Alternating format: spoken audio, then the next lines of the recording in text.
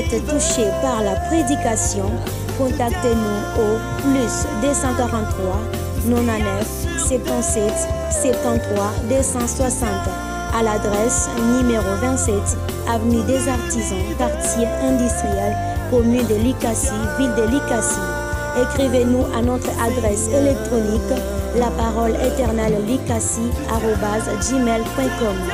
Visitez-nous à notre page Facebook La Parole Éternelle Likassi et suivez-nous sur notre chaîne YouTube La Parole Éternelle Likassi TV. Et que Dieu vous bénisse.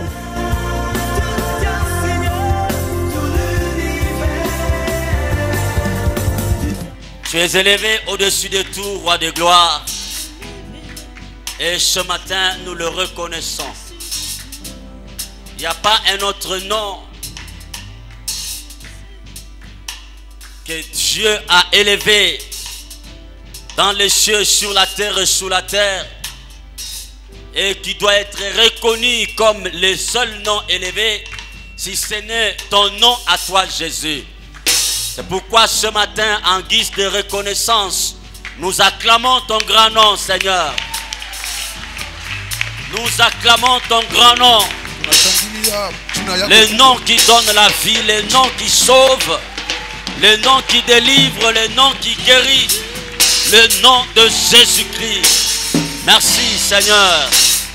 Merci pour ta parole que nous voulons écouter cet avant-midi. En ce dernier dimanche de l'année 2020, nous avons besoin de tes multiples faveurs encore, ô Dieu. Merci pour tout au nom de Jésus. Amen. Amen. Nous acclamons encore le Seigneur pour ses merveilles, ses bienfaits, ses bontés. Et pour sa parole que nous voulons écouter. Gloire soit rendue à notre Dieu. Amen. C'est le dernier dimanche de ce mois de décembre, mais aussi de cette année 2020.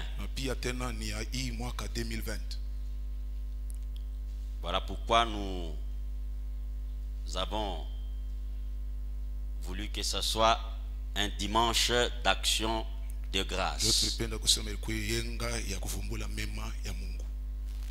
Alors le texte que nous allons lire, nous l'avons lu les vendredis. C'est Ésaïe chapitre 9, du verset 5 au verset 6. Nous bénissons Dieu pour tout ce qu'il a été avec nous, pour nous, et ce qu'il a fait avec nous. 2 mois durant, on était assis. Et nous bénissons aussi tous les hommes de Dieu qui ont défilé. Là, c'est juste pour dire à l'église que Dieu est le seul qui conduit son église.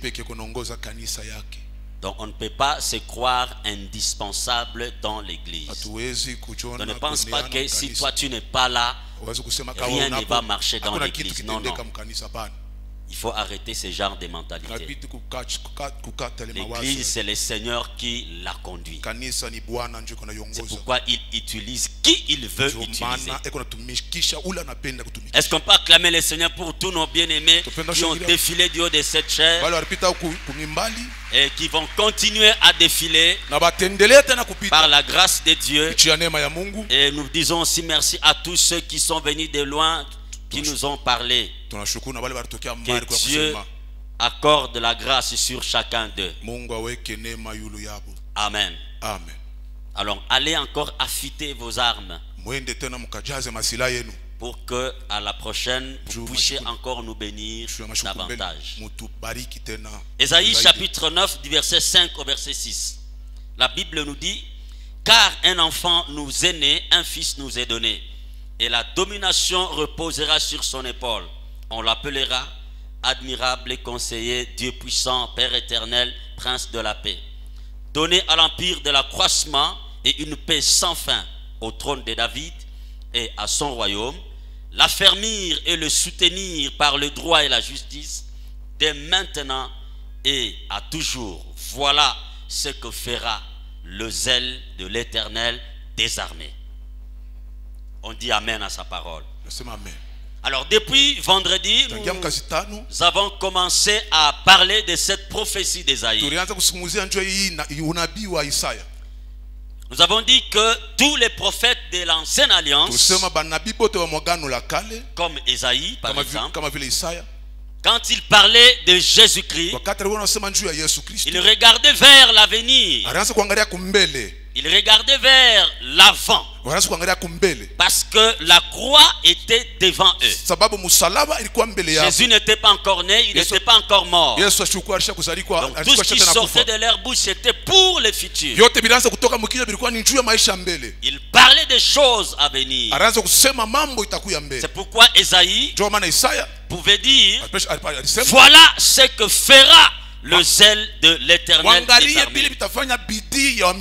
D'autres versions disent, voilà ce que fera le Seigneur de l'univers dans son ardent amour. Il parle du futur. Mais partant de cette pensée d'Ésaïe, mon message depuis vendredi, je l'ai intitulé,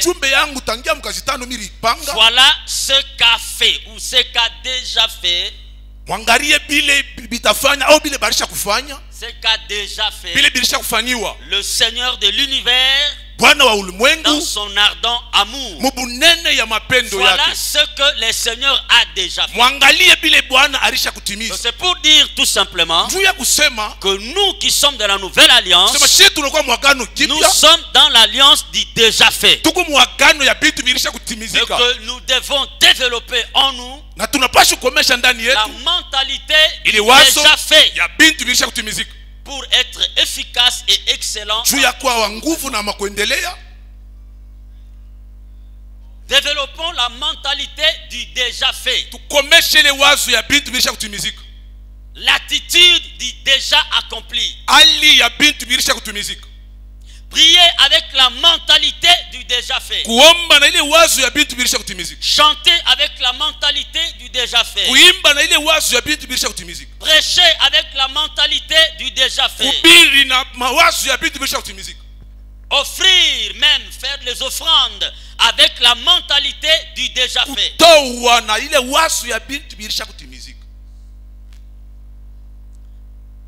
En matière d'offrande, si nous offrons avec la mentalité de ce qui sera fait, nous risquons de considérer Dieu comme menteur. Non, Dieu, j'ai donné, tu n'as pas donné. Amen. Amen. Et pourtant, si nous développons la mentalité du déjà fait, donc nous faisons des offrandes à Dieu qui a déjà tout accompli. Et nous le faisons parce que nous l'aimons, parce que nous reconnaissons sa puissance. La mentalité du déjà fait. Et lorsque nous prenons la Sainte Seine, comme nous l'avons dit vendredi, nous la prenons aussi avec la mentalité du déjà fait. Christ a livré son corps, il a versé son sang. Voilà pourquoi en reconnaissance nous prenons la Sainte Seine, nous prenons son corps, nous prenons son sang. Alléluia. Amen. Donc bref, développons cette mentalité en nous. La mentalité et l'attitude de la reconnaissance envers ce que Dieu a déjà tout fait à cause de son amour. Alors, le prophète Ésaïe énumère 4 choses que le Seigneur de l'univers fera dans son ardent amour.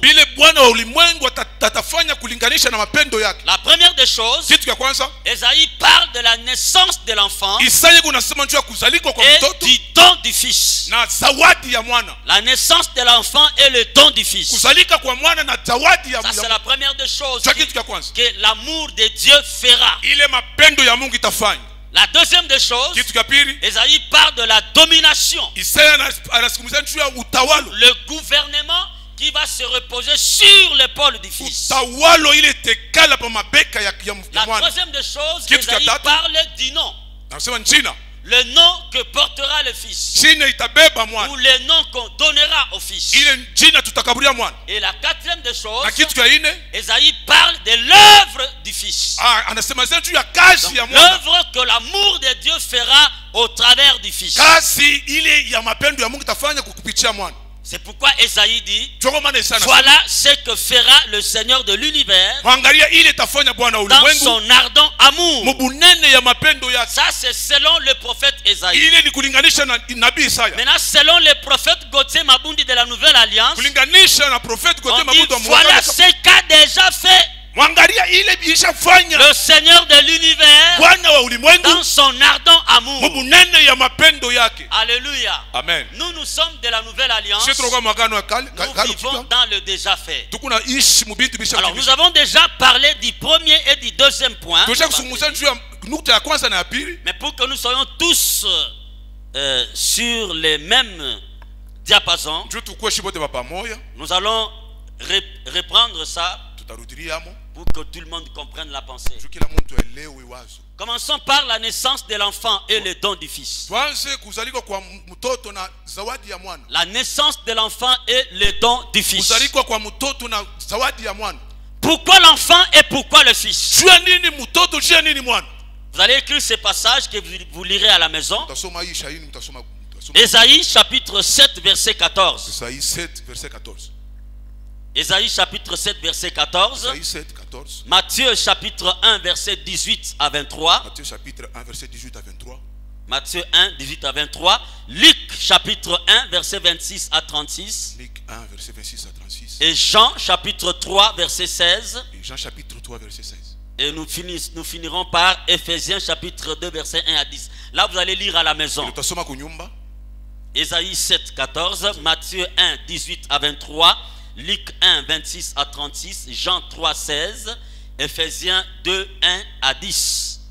Donc tous ces passages nous parlent de la prophétie et de l'accomplissement de la prophétie.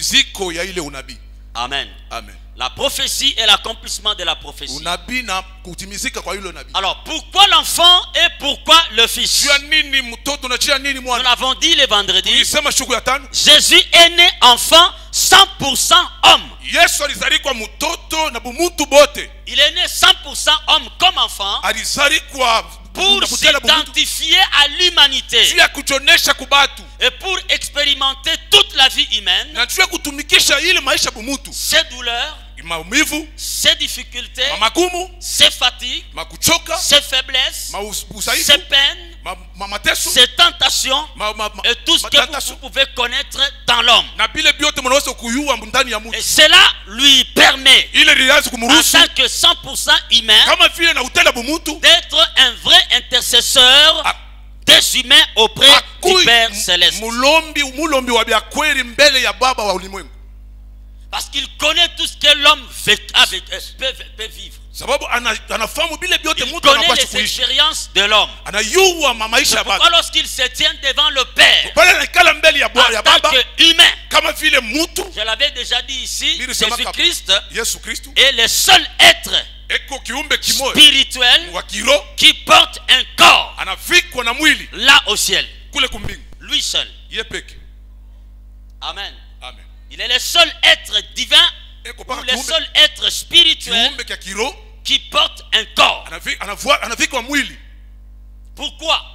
C'est pour parler efficacement au Père de tout ce qui concerne les humains. Il est donc le représentant légal et officiel des humains devant le Père Céleste. C'est cela l'enfant. C'est le pourquoi de l'enfant. Un enfant nous est né. Dans Hébreux chapitre 1 verset 3, l'écrivain de l'épître aux Hébreux, qui n'est pas Paul notamment, parce que beaucoup de gens pensent que c'est Paul. Bon, le style paraît comme le style de Paul, mais jusque là, tous les théologiens mis d'accord disent que c'est pas Paul. On écrit seulement l'épître, donc l'écrivain de l'épître aux Hébreux. On ne sait pas, est-ce Paul, est-ce c'est pas Paul, on ne sait pas. Bon, on n'a pas aussi besoin de connaître, on se connaîtra tout quand on sera au ciel. Parce que Dieu a aussi ses mystères qu'il cache. Amen. Amen. Donc en tant que dans Hébreux chapitre 1 verset 3, Hébreux chapitre 1 verset 3, l'épître dit que Christ est le représentant ou la représentation exacte de ce que Dieu est. Vous comprenez? En tant qu'enfant, il est la représentant exacte de ce que l'homme est. Amen. Amen. En tant qu'enfant, il est la représentation exacte de ce que l'homme est. Et c'est là devant Dieu. Et en tant que fils, il est la représentation exacte de ce que Dieu est devant les hommes. Vous avez compris le pourquoi de l'enfant et le pourquoi du fils. C'est clair, n'est-ce pas? Et pourquoi vous me regardez comme ça? C'est clair, oui ou non? Donc en tant qu'enfant, il représente le jumeau devant Dieu. Et en tant que fils, il représente Dieu devant les hommes. Amen. Amen. Donc de la même manière qu'il représente Dieu sur terre, il représente aussi l'homme au ciel. Alors, quand Dieu regarde Jésus-Christ, qui le représente légalement et officiellement sur la terre, vous savez ce que Dieu fait? Il se repose. Dieu se repose. Pourquoi Dieu se repose? Parce qu'il a tout remis entre les mains du Fils. Dieu ne s'inquiète plus de rien. Il a tout remis entre les mains du Fils. C'est pourquoi il se repose. Alors je me demande comment et pourquoi l'homme s'agite-t-il alors qu'il a quelqu'un qui le représente et officiellement et légalement devant le Père au ciel. Le Père se repose parce qu'il sait qu'il y a quelqu'un qui le représente officiellement. Il a tout mis entre ses mains. Il lui a tout donné. Et il se repose. Il laisse le Fils faire. Maintenant l'homme, au lieu de faire exactement comme le Père, au lieu de laisser tout entre les mains du Fils et de se reposer. Non, l'homme n'aime pas ça. L'homme aime travailler. L'homme aime faire. Alors que Dieu se repose. Dis à ton voisin, Dieu, après avoir tout remis au Fils, il se repose. Donc, toi aussi, repose-toi. Remets tout entre les mains de Jésus. Alléluia. Amen. Déposons toutes choses entre les mains de Jésus. Dans 1 Pierre chapitre 5 verset 7, 1 Pierre chapitre 5 verset 7, l'apôtre Pierre nous dit, il nous donne un conseil gratuit. Il dit, déchargez-vous sur lui, donc sur Jésus-Christ, de tous vos soucis. Pourquoi? Car lui-même prend soin de vous. En d'autres termes, repose-toi.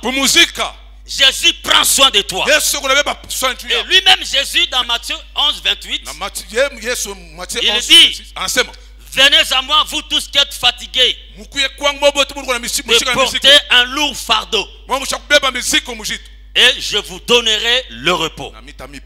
Repose-toi en Christ. Dis à ton voisin, repose-toi en Christ. Dis-lui, repose-toi en Christ.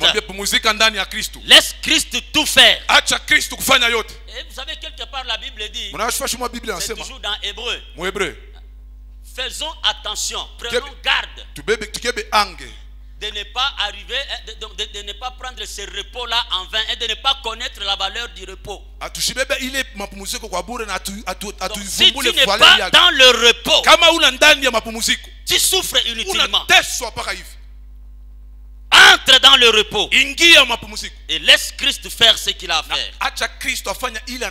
En disant je vous donnerai le repos, Jésus voyait l'œuvre de la croix. Donc, la naissance de l'enfant Et le don du Fils, c'est du déjà fait, c'est du déjà accompli dans l'amour ardent du Seigneur de l'univers. Christ est déjà mort à la croix, oui ou non? Comme Christ est déjà mort à la croix, repose-toi. Amen. Même quand tu pries, prie comme quelqu'un qui est dans le repos. Se reposer ne veut pas dire l'inactivité. Se reposer veut dire tout laisser entre les mains de Christ. Croire en Christ. Quelqu'un m'a posé la question les vendredis parce que j'ai dit. Parce que les vendredis j'ai dit ceci. Quand Christ est venu, le jour où on les baptisait, la Bible dit que les cieux s'ouvrirent et une voix se fit entendre. La colombe est descendue, le Saint-Esprit est descendu sur le Fils comme une colombe. Et une voix se fit entendre. Celui-ci est mon Fils bien-aimé, en qui je mis toute mon affection. Et à la fin il dit, écoutez-le. Il se repose. Donc je n'ai pas besoin de vous parler moi-même. Écoutez le Fils. Parce que j'ai tout donné entre les mains du Fils. Effectivement, nous avons écouté le Fils. Donc, nous avons écouté le Père au travers du Fils. Alléluia. Amen. Alors nous aussi, nous avons aussi le droit de dire au Père, nous avons tout remis au Fils. Nous avons mis en lui toute notre foi. Écoute-le. Yes. Alléluia. Amen. Donc le Père écoute le Fils. Oui, c'est vrai. Pourquoi? C'est que nous on ne va pas parler au Père. Si tu es vivant, oui, parle au Père. Mais si tu es mort, laisse Christ parler au Père. Parce que la Bible dit, ce n'est plus moi qui vis, c'est Christ qui vit en moi. Et je vis par la foi en Jésus-Christ. Donc comme je vis par la foi en Jésus-Christ, moi je me repose, je laisse Christ parler. Et du reste, sur la terre, ce n'est pas moi qui suis là. Parce que la Bible me dit que ma vie est cachée dans les lieux célestes. Donc celui qui vit sur terre, c'est Christ. C'est pas moi. Celui qui vous parle, c'est pas Gauthier, c'est Christ. Alors Gauthier, où il est? Au ciel. Il est caché. C'est pourquoi j'ai dit que le Père écoute le Fils. Parce que moi j'ai mis ma foi en lui. Donc si tu comprends les choses dans ce sens-là, ta vie chrétienne prend une autre allure. Tu ne vas pas rester dans les histoires de discussions inutiles. Des discussions théologiques qui n'ont ni tête ni queue. Parce que quelqu'un qui est mort ne discute pas. Il laisse Christ vivre. Alléluia. Est-ce qu'on peut acclamer le Seigneur? La deuxième chose, c'est la domination ou le gouvernement sur les portes du Fils. Esaïe dit que la domination reposera sur les portes du Fils. Il parle du futur. La domination reposera sur les portes du Fils. La domination, c'est le pouvoir. Accepter ou imposer d'un maître. Donc c'est un maître qui impose son pouvoir sur ses subordonnés, ou bien ce sont les subordonnés qui acceptent le pouvoir du maître. Et dans Psaume 103 verset 19, le psalmiste nous dit que le royaume de Dieu domine sur toutes choses. Donc sa domination s'étend sur toutes choses. Donc il n'y a rien qui échappe à la domination de Dieu. Écoutez-moi très bien. Il n'y a rien ni personne qui échappe à la domination de Dieu. Et dans le psaume 145 verset 13, il est écrit que cette domination est éternelle, ou elle est de toutes les générations. Donc cette domination là qui est sur toutes choses, elle est éternelle dans toutes les générations. Depuis que le monde est monde, Dieu domine. J'ai dit dans toutes les générations. Depuis que le monde est monde, Dieu domine. Alors cette domination-là qui est éternelle, cette dominination-là qui s'étend sur toutes choses, Dieu, Esaïe dit, dans son amour ardent, il va reposer ça sur l'épaule du Fils. Et l'épaule du Fils n'est rien d'autre que l'Église qui est son corps. Parce que l'épaule c'est du côté corps et non de la tête. C'est dans les membres supérieurs.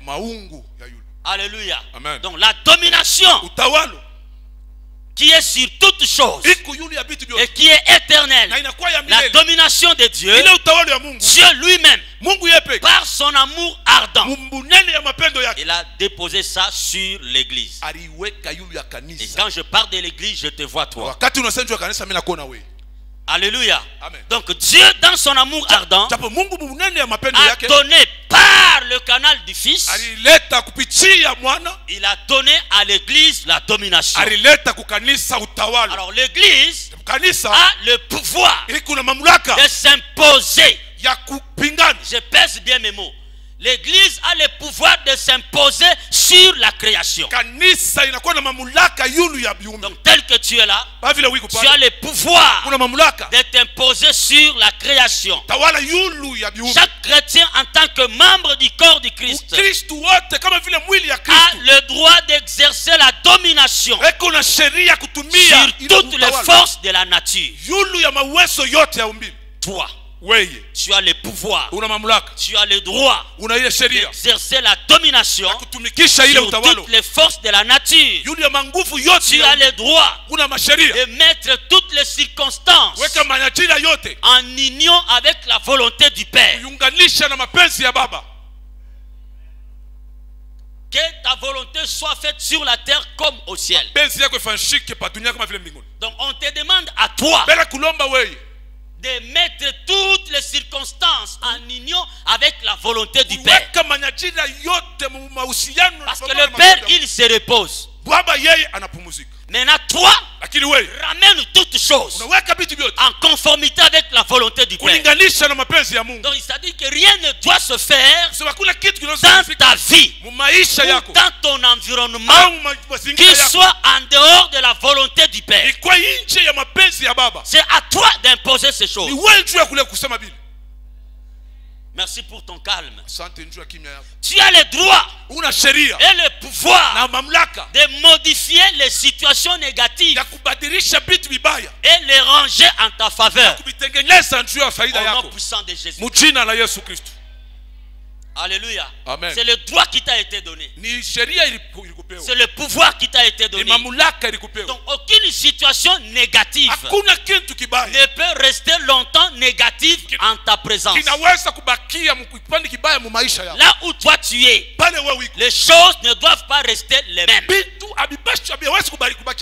Dieu ne change pas, mais il change les choses autour de lui. Il change les choses qu'il voit. Alléluia. Amen. Et toi aussi tu as ce droit-là de tout changer autour de toi. Donc, écoutez, les chrétiens souvent ça m'étonne. On te dit des choses que tel que tu es là, tu as le droit de modifier les choses. Et tu te mets, oh Dieu, viens changer ma vie. Dieu a changé ta vie le jour où tu as donné ta vie à Christ. Il a changé ta vie. Maintenant, comme lui a changé ta vie, les situations négatives autour de toi, ce n'est pas à Dieu de les changer encore. C'est maintenant toi tu dois les changer parce que tu as en toi la nature de Dieu. Lève-toi, prends les choses à main. Colossiens chapitre 2 verset 10. Paul dit, vous avez tout pleinement en lui, qui est le chef de toute domination et de toute autorité. Dans le tout pleinement là, il y a aussi la domination, il y a l'autorité. Vous avez ça en vous à cause de Christ. Et Ephésiens 1, 22 à 23, la Bible dit, Dieu a mis toutes choses sous les pieds du Christ. Les bien-aimés Samuel, la fidélité de Dieu se manifeste par sa présence permanente. Ici on dit qu'il est pleinement présent, il est toujours là. Pas en partie, pleinement. Donc il remplit, écoutez ça. Ça, j'ai beaucoup aimé. Non seulement qu'il est pleinement présent dans l'église, mais il remplit tout l'univers. C'est-à-dire qu'au travers de l'église, Jésus remplit tout l'univers. Il n'y a pas d'espace vide où Christ n'est pas. Et comme Christ est partout, en principe, toi aussi, tu dois être partout. Parce qu'il est en toi. Alléluia. Amen. La domination, c'est du déjà fait dans l'amour de Dieu, l'amour ardent du Seigneur de l'univers. Il prend toute la plénitude de sa divinité, il met ça en toi. Donc tu n'as plus à demander la domination à Dieu. Oui. Oh Dieu, donne-moi la domination sur mes ennemis. Non.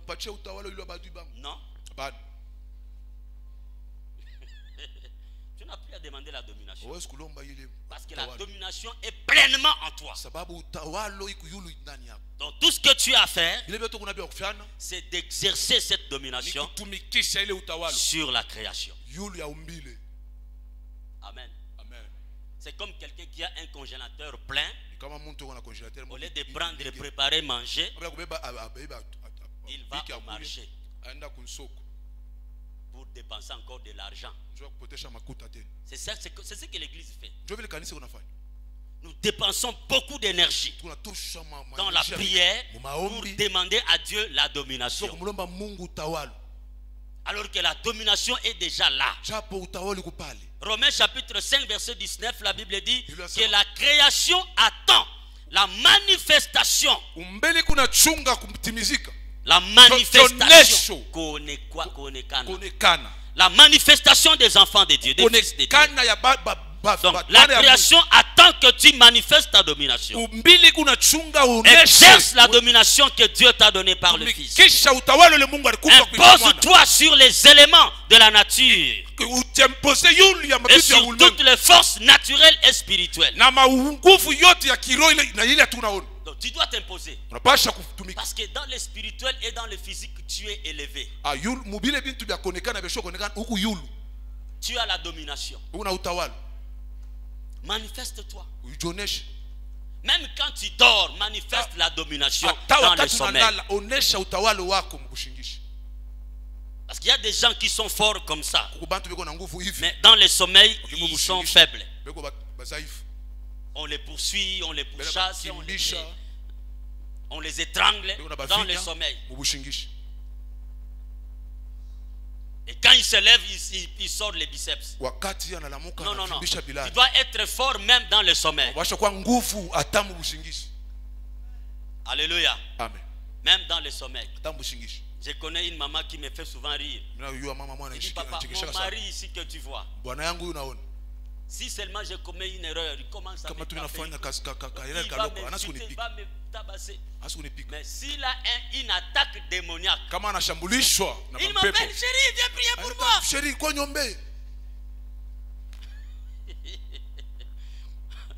Sois fort même dans le sommeil. Dis à ton voisin, même dans le rêve, sois fort. fort. Ne te laisse pas intimider même dans le sommeil. Parce que la domination, on ne la voit pas. Mais elle s'impose par la manière de vivre. Elle s'impose par ce que l'on dit.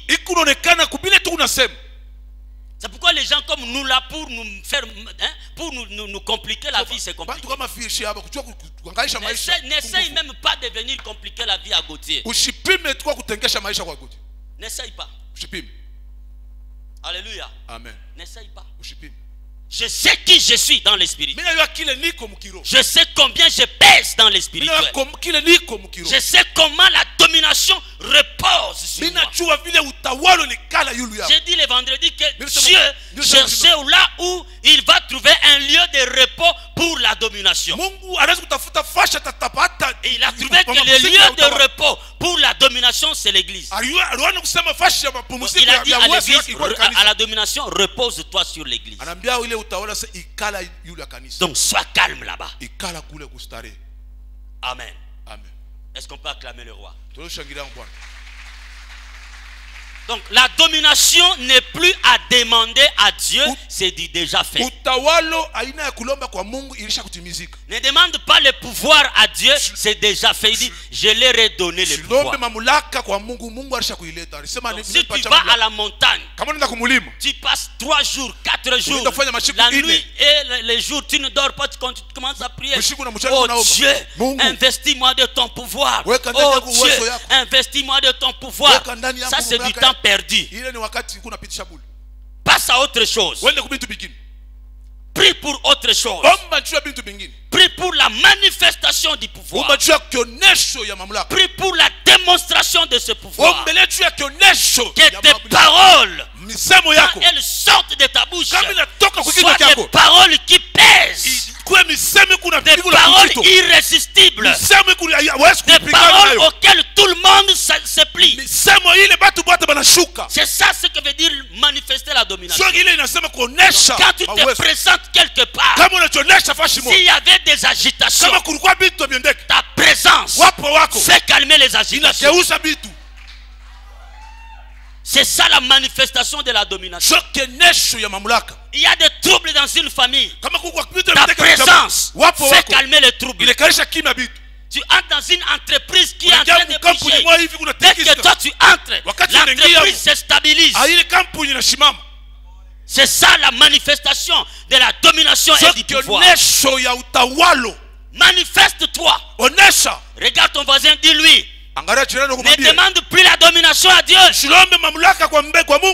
Exerce la domination. Alléluia. Amen. Exerce la domination. Imaginez-vous, on vous nomme quelque part, je ne sais pas moi qui. Ils ont nommé comme PDG quelque part. Maintenant, chaque jour quand tu viens, tu demandes à celui qui t'a nommé là-bas. Dis à tout le monde là que maintenant c'est moi leur PDG. Hein? On te donne une promotion dans un bureau. Quand tu entres, tu trouves qu'il y a des gens qui ne veulent pas de toi. Ils ont les visages renfrognés là-bas parce qu'ils sont. Et pour toi, tu commences tu vas chez les chefs. Chef, moi je pense qu'il faut d'abord venir dire à ces gens-là que je suis leur chef. Quand j'entre, ils doivent quand même avoir les visages. Non, non, non. Non, si c'est moi qui t'ai mis là-bas, je te fais partir. Tu n'es pas digne. Alléluia. Tu n'es pas digne. Les attitudes des hommes ne doivent pas influencer ta position. Non. Tu es ce que tu es parce qu'on t'a placé là-bas. Impose-toi. Même si tu ne dis rien. La preuve, quand tu donnes un ordre, ils vont faire ça. Même s'ils ont les visages renfrognés là, ils travaillent. C'est fini. C'est comme un frère qui est allé prêcher quelque part. C'était la première fois qu'il prêche. Il avait peur là, il tremblait. Je lui ai dit ceci. Quand tu vas te mettre devant les gens, dis d'abord Amen. Si tu dis Amen, l'église, tu entends tout le monde dire Amen.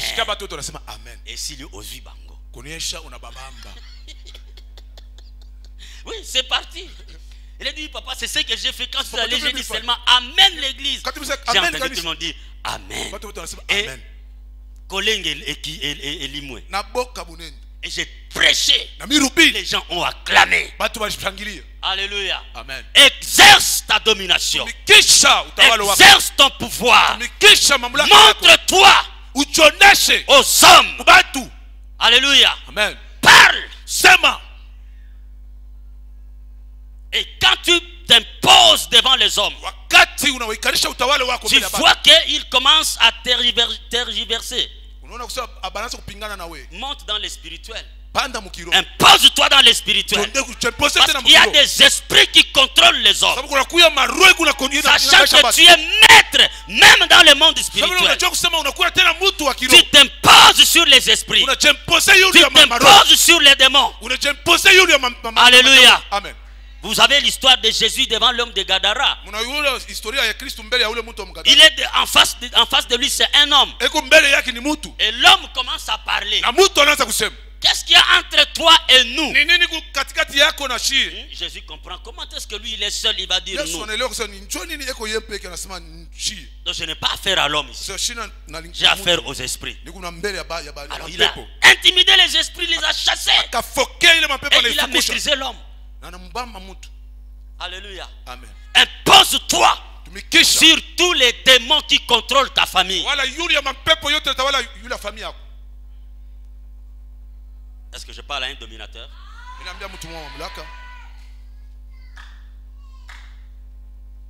Vous savez, il y a certaines personnes, tu es ici à l'église, ici à la parole éternelle.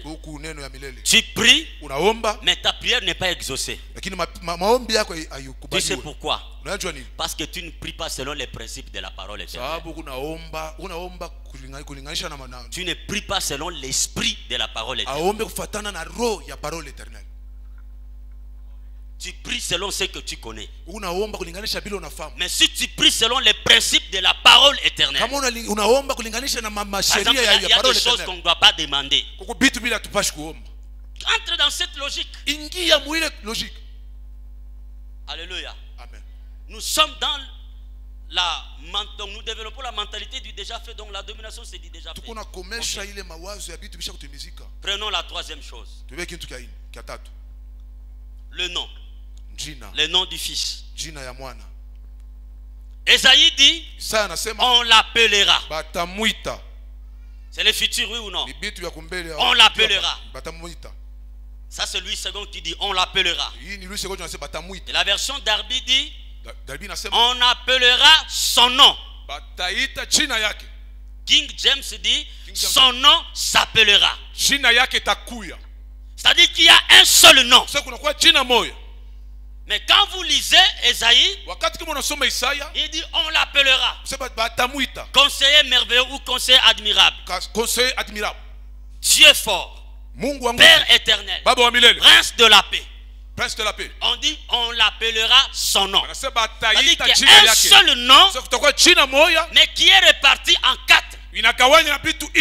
Pourquoi réparti en 4? C'est selon les fonctions que jouera le Fils en sa qualité de Messie ou de Christ. C'est-à-dire qu'en sa qualité de l'homme oint,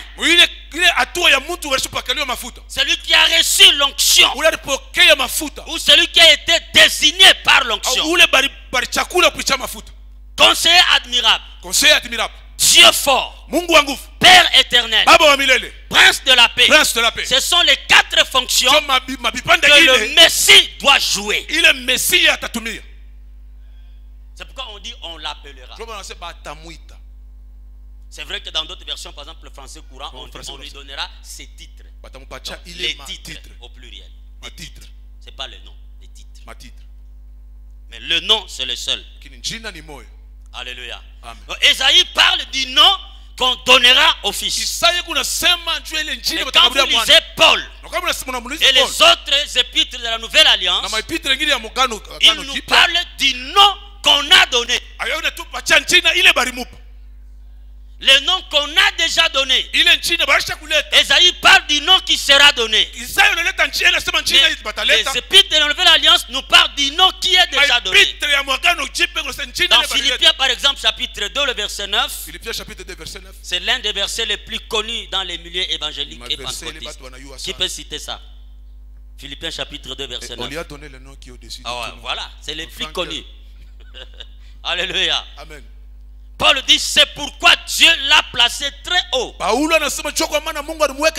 Et il lui a donné le nom qui est au-dessus de tous les autres noms. Que les autres noms se taisent. Et que c'est le nom de Jésus demeure. Alléluia. Amen. Hébreux chapitre 1 verset 4. Il est dit le Fils est bien plus important que les anges. En effet, Dieu lui a donné un nom plus grand que leur nom. Donc, le nom que Dieu a donné au Fils est plus grand que le nom de tous les anges que vous connaissez. Et souvent, je trouve aberrant, je trouve embêtant les gens qui se disent, il est en train de prêcher, il dit non, non, pendant que j'ai prié, mon ange m'a dit. Ça c'est bête. Mon ange m'a dit. Alors qu'il y a le nom qui est au-dessus de tous les noms, le nom de tous les anges réunis. Ce nom-là, on a donné ça à Jésus-Christ. On a donné ça au Fils. Donc toi, tu ne sais pas comprendre ce que le Fils dit, mais tu es conduit par ce que ton ange te dit. Laissez-moi vous dire, en dehors du Fils, dans la Nouvelle Alliance, si quelqu'un veut te conduire sans se référer à Christ, il vient du diable. Si quelqu'un te parle d'un ange qui lui a parlé sans faire allusion à Christ, c'est un démon qui lui parle. C'est un démon qui lui parle. Jésus-Christ, c'est le nom le plus élevé et le plus grand. Alors, qu'est-ce que nous devons connaître par rapport au nom? Le nom a une importance considérable. Le nom. Il y a une relation directe entre le nom et la personne. Alléluia. C'est comme Gauthier. Vous ne pouvez pas dissocier Gauthier de ma personne. N'est-ce pas? Amen. Quand vous m'appelez Gauthier, même chez vous à la maison, quand vous citez auprès de vos enfants notre pasteur Gauthier, dans ta tête, qu'est-ce que tu as? Tu as l'image de Gauthier, oui ou non? Le nom a une relation directe avec la personne. Donc le nom de Christ a une relation directe avec la personne de Christ. Le nom exprime la personnalité de celui qui le porte.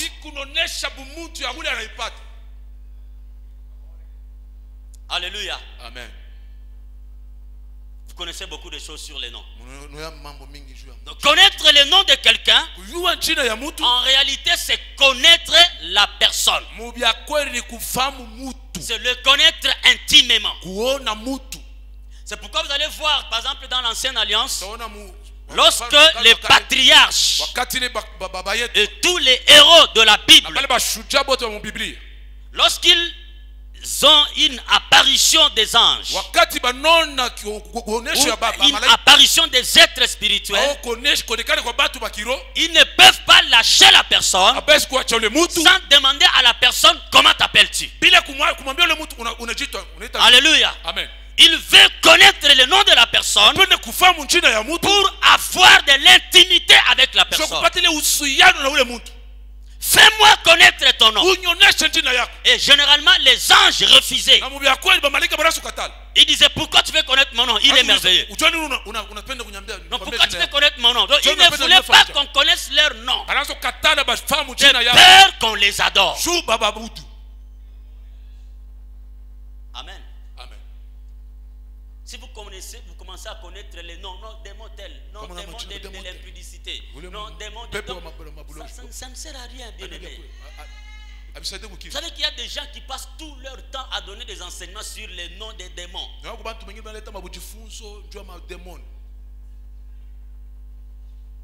La démonologie.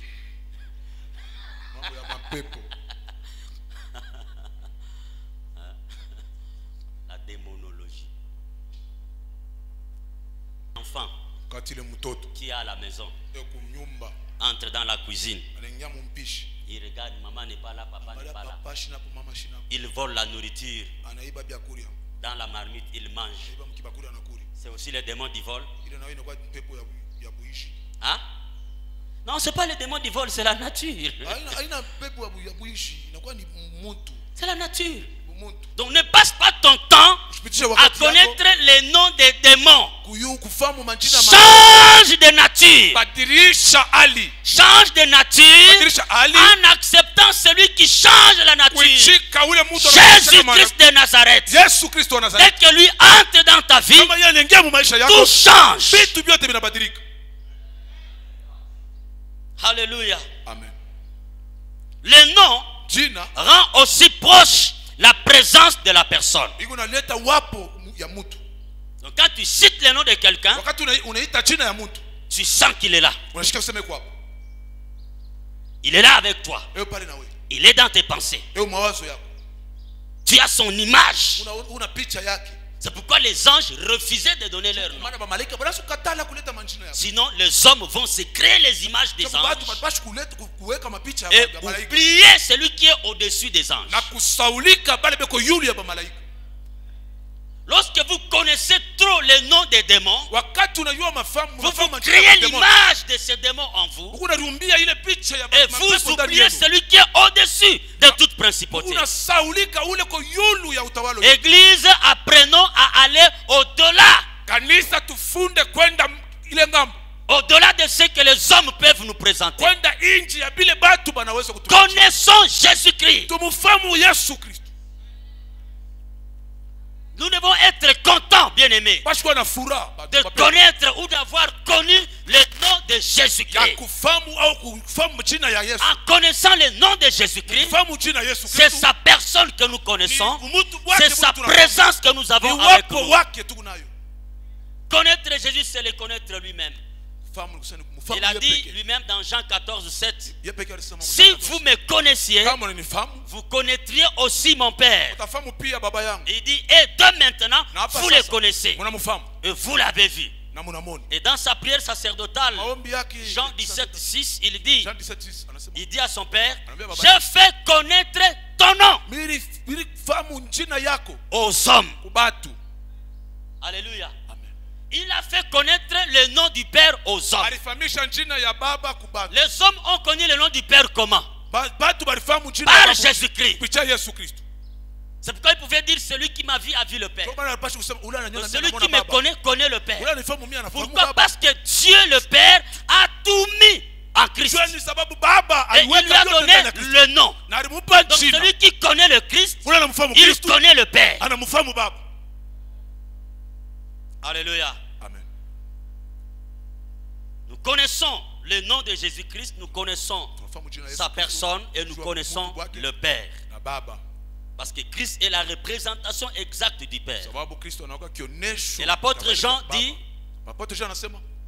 dans son évangile, chapitre 20, verset 31, dit, mais ces choses ont été écrites afin que vous croyiez que Jésus est le Christ, le Fils de Dieu,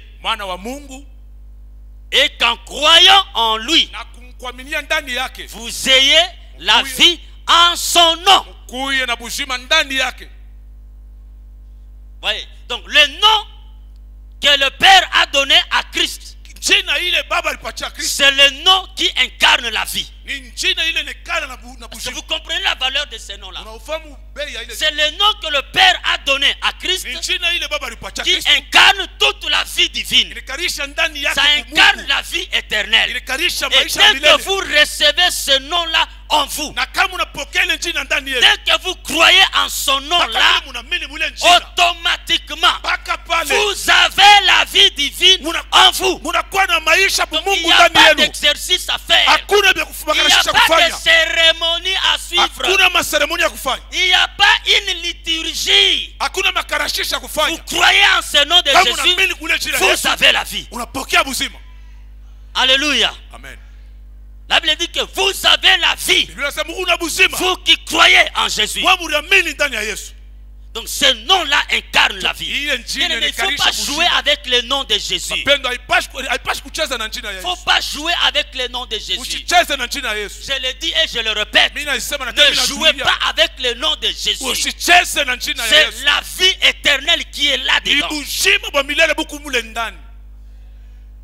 Nous avons la vie au nom de Dieu, de Jésus-Christ. Tukuna buzima kupitia Yesu. Et lorsque nous prononçons ce nom de Jésus, Na wakati tunatangaza ile njina ya Yesu, cela veut dire que nous agissons tukuna tenda par la puissance de ce nom-là, ou kupitia de uwezo wa cette ile njina personne-là. ya ule mtu. Donc quand je dis au nom de Jésus, sois guéri, Kama nasema jina la Yesu pona, cela veut dire que la puissance de la personne de ni Jésus kusema uwezo ya mtu wa vient Yesu là inakuya et pale guérit la personne. na inatunza mtu. C'est pourquoi lorsque Jean et Pierre se présentent Papa devant Petro, la porte du temple, mbele ya mlango ya kanisa il y a un paralytique. unakuwa mtu wa kupoza pale. Ils ont dit, Wanasema l'or on n'a pas, l'argent on n'a pas, hatuna na sababu au mais fedha, ce que nous avons, lakini kile tu kunakyo nous te le donnons. tunakupa kyo. Ce que j'ai, Kile ni kunakyo je te le donne. mimi nakupa kyo. Pierre dit ça.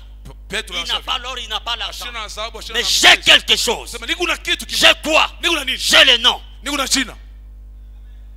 Eh bien aimé, écoutez, Shikia mpendo. il a le nom. Eko na jina. Et il dit seulement au Ah, nom ça. de Jésus de Nazareth, lève-toi. Sema jina la Yesu Kristo shimama. Quand il cite le nom, Wakati la anataja ile jina, personne de Jésus-Christ ule mtu wa Yesu Kristo vient là où il y avait les paralytiques. anakuya pale pale kwa Il mtu wa commence kupoza. à toucher les elles ne voyaient pas. Yesu hawezi kuona. Mais quand il a cité le nom, Wakati la alitaja jina, personne de Christ lui-même vient là. ule mtu wa Kristo Il anakuwa pale. touche les pieds, il touche les jambes, tout ça. Il lui tient la main, il dit lève-toi. Mbeba mkono asishimama. La personne se lève, il commence à marcher. Mtu anashimama nazo tembea. C'est ce qui se fait quand on cite le nom de Ndio vile Jésus. vinafanyika wakati unatangaza jina Yesu Kristo. C'est pourquoi les enfants d'Israël ne pouvaient pas citer le nom de Dieu en vain. Sio kwa maana batoto sasa bakwanza utaja jina ya Mungu Ils mpaka hivi savent kwa bure. qu'en citant ce nom-là, Balifahamu kusema c'est kukutaja la ile jina. personne divine que vous... Ni ule mtu wa Mungu weko na kuya. Alléluia. Amen. C'est le nom de Jésus que vous citez. Jina ya Yesu le munataja. Il ne faut pas jouer avec ce nom. Usicheze na ile jina. Tu te connais quelque part. Hé Yesu. Ibumba fashi moyo hivi. Oh Yesu. Ça devient comme un slogan. Inakuwa tu kama misemo mpaka ya bure hivi. C'est pas les noms qui fait trembler le monde des ténèbres. Jina kuna tingiza ulimwengu ya ngiza. Le nom de Jésus, ça fait Jina Yesu trembler le monde des ténèbres. Tetemesha ulimwengu wa ngiza.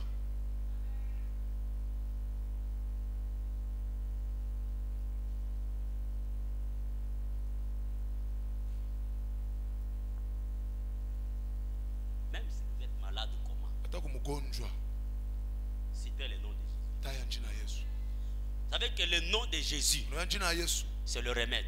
inakuya dawa. Oui, oui. Le nom de Jésus, c'est le remède. Jina ya Yesu inakuwa dawa. Donc c'est le remède que Dieu nous a donné Japo ni dawa ile Mungu pour atupa guérir toutes sortes de maladies. ya kutunza magonjwa yote. Il a dit quoi? Alisema nini?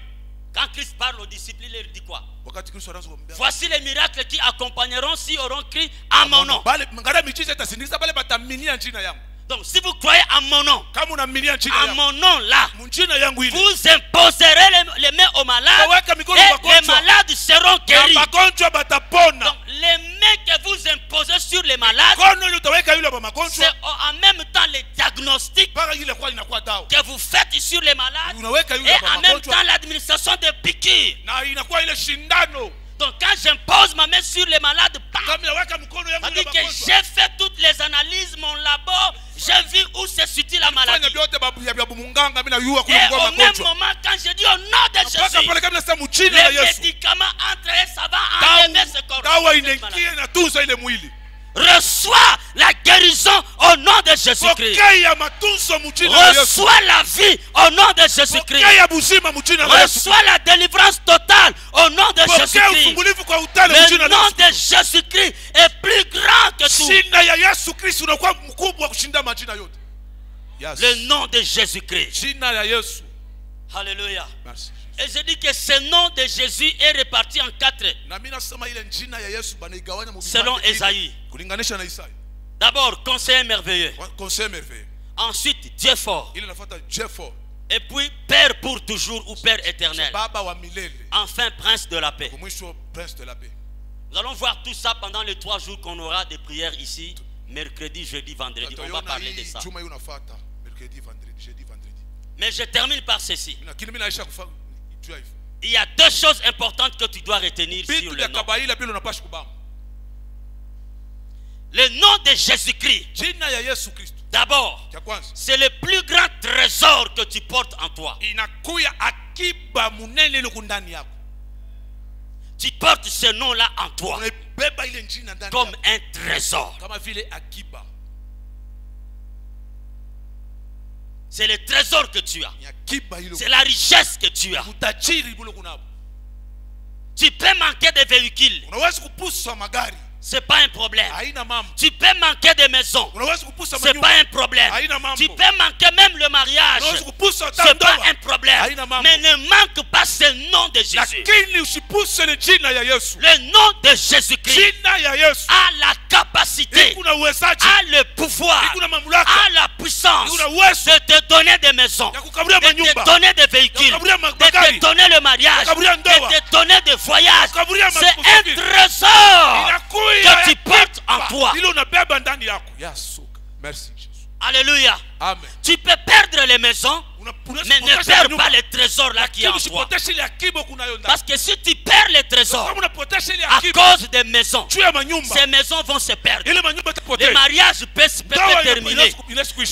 Les véhicules peuvent tomber en panne. Ça ne te donnera jamais la joie que donne le nom de Jésus. Mais le nom de Jésus qui est en toi te met à l'aise partout. Dans les pleurs, tu es content. Quand tu perds les membres de famille, tu es dans la joie. Le mariage se termine, tu es dans la joie. Tu perds l'argent, tu es dans la joie. À cause du nom.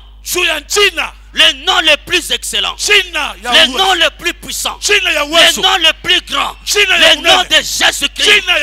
C'est un trésor que tu portes en toi. Donc tu dors avec ce nom. Tu te relèves avec ce nom.